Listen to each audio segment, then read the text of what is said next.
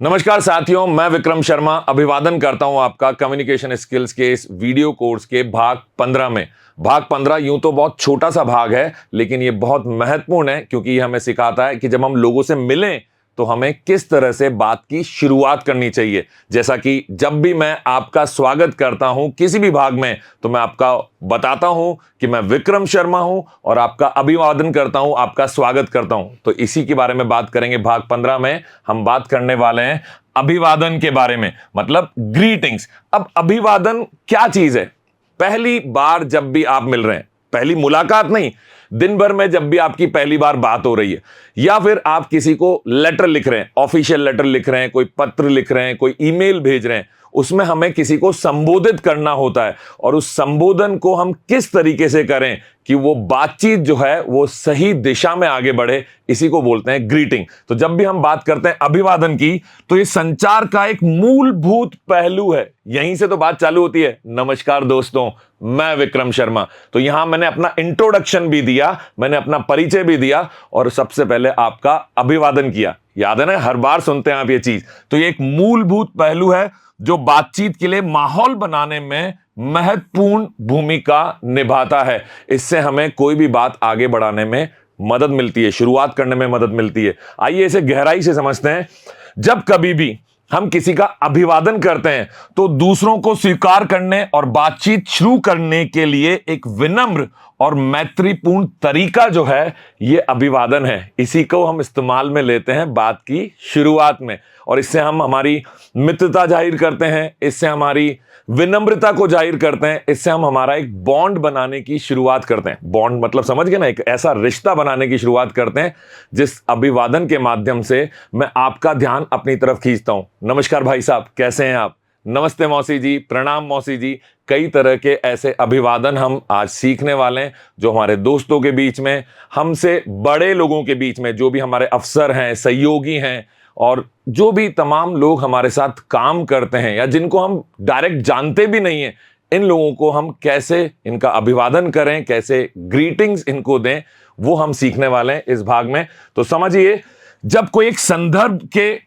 लिए बात हो रही है, कोई एक टॉपिक है, उसके बारे में हम बात कर रहे हैं, कोई सांस्कृतिक मानदंडों की बात चल रही है, या रिश्ते की प्रकृति, मेरा रिश्ता किससे कैसा है, मुझसे कोई बड़ा है, कोई बहुत बड़ा है, उम्र में मुझसे काफी बड़ा है, तो मैं वहां प्रणाम करूंगा, चरण स्पर्श बोलूंगा, ढोक बोलूंगा, राजस्थानी में ढोक कहते हैं, पंजाबी में पैरी पौना बोलूंगा, सत श्री अकाल बोलूंगा। इस तरह के कई सारे अभिवादन हैं, इनकी अलग अलग कैटेगरी हैं, और इन सब कैटेगरी के अनुसार ही हम हमारी बातचीत की शुरुआत करते हैं। तो जब भी कोई संदर्भ चल रहा है, कोई सांस्कृतिक मानदंड पे बात हो रही है, रिश्ते की प्रकृति के अनुसार, उनके आधार पर उपयुक्त अभिवादन ये अलग अलग होते हैं। तो आइए सीखते हैं एक एक करके उपयुक्त अभिवादन किस स्थिति में आपको लोगों को कैसे उनका अभिवादन करना चाहिए, कैसे उन्हें पुकारना चाहिए, बात की शुरुआत कैसे करनी चाहिए। तो जब हम बात कर रहे हैं तो यहां विभिन्न स्थितियों में इस्तेमाल किए जाने वाले कुछ सामान्य अभिवादन दिए गए हैं। कौन कौन से हैं वो? जब कभी भी आपका औपचारिक संवाद हो रहा है, जहां पर आपको सम्मान दर्शाना है, रेस्पेक्ट देना है किसी को, वहां पर आपका अभिवादन कैसा होना चाहिए? आप लिखेंगे डियर सर, रेस्पेक्टेड मैम, आदरणीय प्रिंसिपल महोदय। तो ये आपका औपचारिक संवाद की शुरुआत है, आप एक सही अभिवादन से शुरू कर रहे हैं। लेकिन अगर अनौपचारिक संवाद चल रहा हो, जैसे मेरा मित्र या कोई मेरे हम उम्र मुझे एक लेटर लिख रहा है या ईमेल कर रहा है, तो वो लिख रहा है डियर विक्रम, हाय विक्रम, हेलो विक्रम, हे विक्रम, तो ये इनफॉर्मल अनौपचारिक संवाद के दौरान किए गए अभिवादन को दर्शाता है। लेकिन इसी में देखिए, अनौपचारिक में अगर hello Vikram sir, hi Vikram sir, dear Vikram sir, तो ये सर लगा देने से ये अनौपचारिक संवाद किस में बदल गया? औपचारिक संवाद में। तो आपने अभिवादन का प्रकार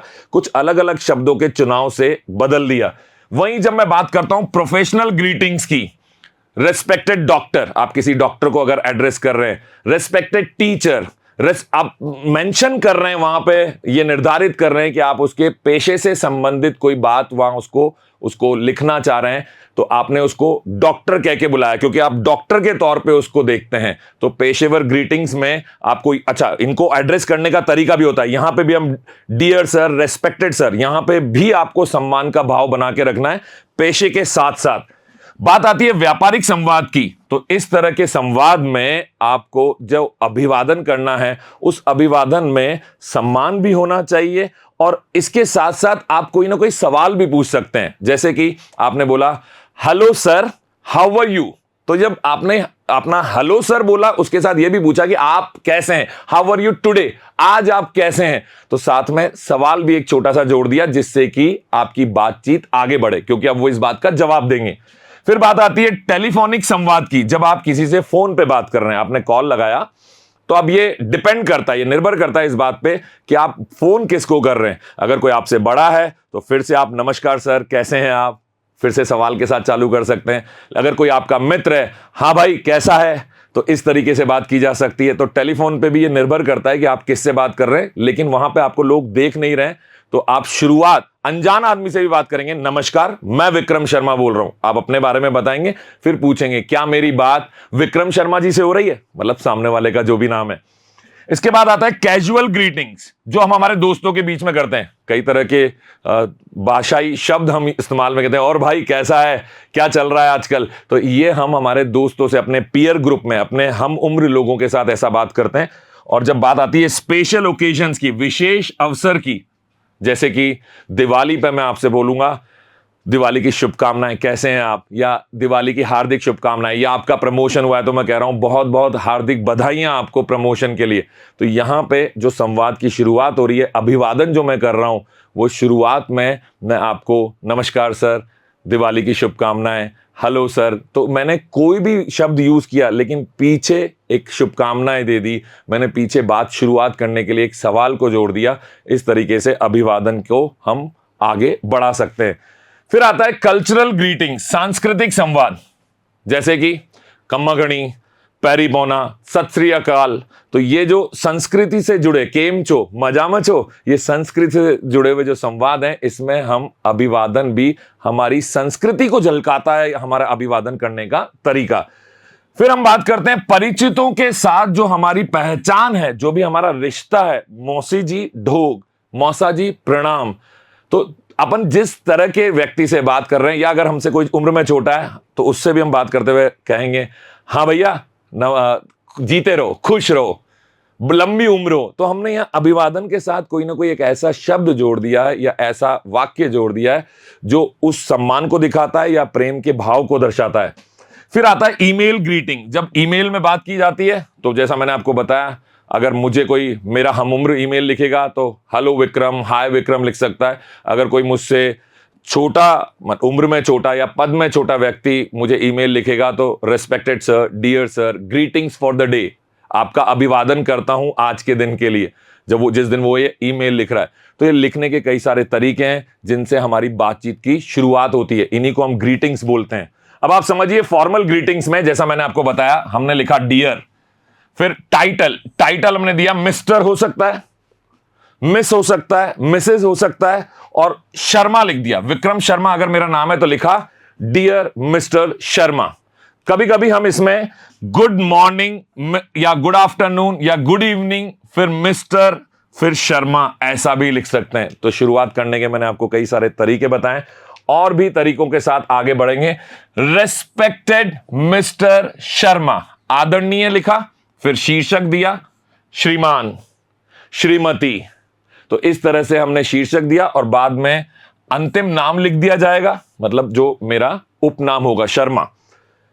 फिर उसके साथ ही साथ अगर मैं सम्मानित किसी सहकर्मी के लिए बात करना चाहता हूं तो मैं लिखूंगा हेलो, उसको लिखा, फिर मिस्टर, लास्ट नेम लिख दिया, अब हेलो लिखा। अब ये कोई मेरा समकक्ष है, सहकर्मी है, लेकिन मैं उसमें यहां पे भी सम्मान दिखा रहा हूं, मिस्टर लिख के मैंने सम्मान दिखाया।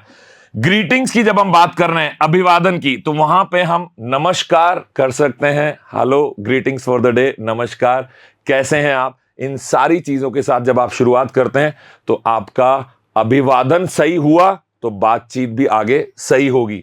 मिस्टर, मिस, डॉक्टर लिख सकते हैं प्रोफेशन के अनुसार, जो आपने अभी अभी हमने बात की थी कि अगर आप टीचर को लिख रहे हैं, डॉक्टर को लिख रहे हैं, तो उसका प्रोफेशन भी वहां मेंशन किया जा सकता है, बताया जा सकता है। हाउ डू यू डू, आप कैसे हैं, मैंने आपको बताया सवाल अगर आप थोड़ा सा जोड़ देंगे जिसमें आपने बताया कि मैं अच्छा हूं, आप कैसे हैं, वो इस तरह से आपसे बातचीत को आगे बढ़ाएंगे। तो कोशिश करिए सिर्फ हेलो, हाय, नमस्कार, रेस्पेक्टेड नहीं, साथ में कोई छोटा मोटा ऐसा सवाल जोड़े जो सामने वाले को उसका जवाब देने पे मजबूर करे। इससे बातचीत हमेशा आगे बढ़ती है। सर या मैडम आमतौर पे हम लोगों को इस तरीके से संबोधित कर सकते हैं। तो जब कभी भी अभिवादन करना है तो उसमें संबोधन के कुछ शब्द जुड़े होंगे, कुछ सवाल जुड़े होंगे जिससे बातचीत आगे बढ़े। और इस बात का विशेष ध्यान रखिए, गुड डे टू यू, आपका दिन शुभ हो। फिर यहां हमने टाइटल लिखा, उसके बाद हमने लास्ट नेम लिखा। कई बार हमारी आदत होती है कि हम पूरा नाम लिखते हैं, विक्रम शर्मा लिखते हैं या मिस्टर शर्मा भी लिख सकते हैं। यह आजकल फॉर्मल ग्रीटिंग का एक तरीका है। और आप पूछ सकते हैं, जैसे सवाल के लिए मैंने आपको कहा, मुझे आशा है कि यह संदेश आपको अच्छा लगेगा, या फिर मैं आशा करता हूं कि आप और आपका परिवार पूर्ण रूप से स्वस्थ होंगे। तो ऐसी कोई भी सवाल, ऐसा कोई भी स्टेटमेंट हम अगर देते हैं तो उससे सामने वाले को पढ़ने में अच्छा लगता है और वो आपके आगे के मैसेज को भी ध्यान से पढ़ता है। बातचीत के दौरान उसको सुनने में अच्छा लगता है और वो अपनी तरफ से भी कोई ना कोई जवाब जरूर देता है। फॉर्मल ग्रीटिंग्स या औपचारिक अभिवादन के बाद हम बात करेंगे इनफॉर्मल ग्रीटिंग्स या अनौपचारिक अभिवादन भी हम इसको बोल सकते हैं। जब भी आप अनौपचारिक तरीके से किसी का अभिवादन कर रहे हैं तो ऐसा कौन व्यक्ति होगा जिसके साथ आप अनौपचारिक हैं? आपका कोई मित्र होगा, आपका कोई परिचित होगा, कोई ऐसा जानकार जो या तो आपका सीधा सीधा मित्र है या उसके साथ आपका मित्रता पूर्ण एक रिश्ता है, जिस वजह से आपको उसके साथ बहुत ज्यादा औपचारिक होने की आवश्यकता नहीं पड़ रही है। यह आपको अपनी बात को सहज तरीके से रखने में, व्यक्त करने में मदद करता है। जब कभी भी आप अनौपचारिक अभिवादन करते हैं तो आप इजी हो जाते हैं, आप उसके साथ कंफर्टेबल हो जाते हैं, समझ रहे हैं, सहज हो गए आप उसके साथ। और यह अभिवादन जो है अनौपचारिक और व्यक्तिगत बातचीत के लिए उपयुक्त है। जब हम दो दोस्त बात कर रहे हैं, दो जानकार सहकर्मी बात कर रहे हैं, तो यहां पर हम अनौपचारिक अभिवादन एक दूसरे का कर सकते हैं। और भाई तू कैसा है, और भाई तुम कैसे हो, तू, तुम, आप, किसी भी शब्द का इस्तेमाल करिए यह देखते हुए कि आपका उसके साथ संबंध कैसा है। अनौपचारिक और औपचारिक संवादों के बीच में एक फर्क को समझने के लिए हम उसे अंग्रेजी में बोलते हैं, हम ग्रीटिंग्स की बात कर रहे हैं या सैल्यूटेशंस की बात कर रहे हैं। सैल्यूटेशंस मतलब जब हम ज्यादा औपचारिक तरीके से किसी का अभिवादन करेंगे, सैल्यूट करना कहते हैं ना, तो सैल्यूटेशन मतलब हम उसको अति सम्मान देना चाहते हैं, औपचारिक तरीके से उसका अभिवादन करना चाहते हैं, उसे सैल्यूटेशन बोलेंगे। ग्रीटिंग्स आमतौर पे अभिवादन है, तो सैल्यूटेशन भी अभिवादन है लेकिन ज्यादा औपचारिक है। अभिवादन से होता क्या है, आप अपने आप को अभिव्यक्त कर पाते हैं, आप बता पाते हैं कि आप उस सामने वाले व्यक्ति के प्रति क्या सोच रहे हैं, और साथ ही साथ यह आपकी बातचीत की शुरुआत करने में आपकी मदद करता है। जब मैं बात कर रहा हूं सैल्यूटेशंस और ग्रीटिंग्स के बीच के फर्क की, तो आपको यह समझना पड़ेगा कि जब हम अनौपचारिक होते हैं तो जो भी संदर्भ में हम बात कर रहे हैं, जिस भी व्यक्ति से हम बात कर रहे हैं, उसके साथ जो हमारा संबंध है या हमारे कोई सांस्कृतिक मानदंड है, उनके आधार पर हम अलग अलग तरीके से अनौपचारिक अभिवादन करते हैं। और जब औपचारिक अभिवादन की बात आती है, जिनको सैल्यूटेशन कहते हैं, उस सिचुएशन में या उस केस में आपको बड़ा ध्यान रखना पड़ता है कि आप सामने वाले को पूर्ण रूप से सम्मान दे रहे हैं। यहां मित्रता है, प्रेम है, वहां सम्मान है। अब देखिएगा, जब मैं ग्रीटिंग्स की बात कर रहा हूं, जिसको हम बोल रहे हैं अनौपचारिक अभिवादन, तो hey, good morning, good afternoon, good evening, इस तरह से सुप्रभात, शुभ दोपहर, शुभ रात्रि, इस तरीके से हम किसी के साथ इनफॉर्मल या अनौपचारिक अभिवादन आदान प्रदान कर सकते हैं।